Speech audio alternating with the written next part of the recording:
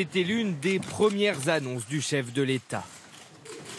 Je me suis en effet engagé à ce que la cause du quinquennat soit celle de l'égalité entre les femmes et les hommes. Mais selon les derniers chiffres, c'est loin d'être une réalité. Au même poste et pour les mêmes compétences, les femmes gagnent en moyenne 9% de moins que les hommes. Pourtant, depuis les années 70, 5 lois ont été promulguées pour garantir l'égalité salariale dans les entreprises. Problème, 60% des sociétés ne les respectent pas et seuls 0,2% ont été sanctionnés en 6 ans. Un manque de contrôle qui n'encourage pas l'égalité dans les entreprises, selon cette syndicaliste.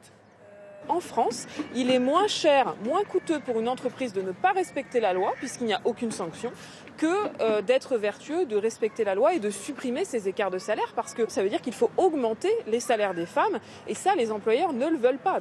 Des femmes qui ont une situation plus précaire sur le marché du travail, avec plus de temps partiel et moins de responsabilités.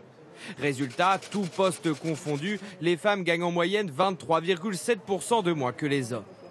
Des écarts de salaire plus ou moins visibles selon les secteurs. 37% dans le milieu bancaire, dans les cabinets médicaux 35% et 32% dans les professions juridiques et comptables. Alors, pour réduire ces inégalités, le gouvernement lance un nouveau plan de lutte autour de 15 mesures. Un écran de fumée pour cet activiste. On a un peu des effets d'annonce. Tous les 3 mois, on a l'impression qu'il y a plein de propositions qui sont faites pour endiguer ces inégalités. Et puis au final, il n'y a pas grand-chose qui est fait.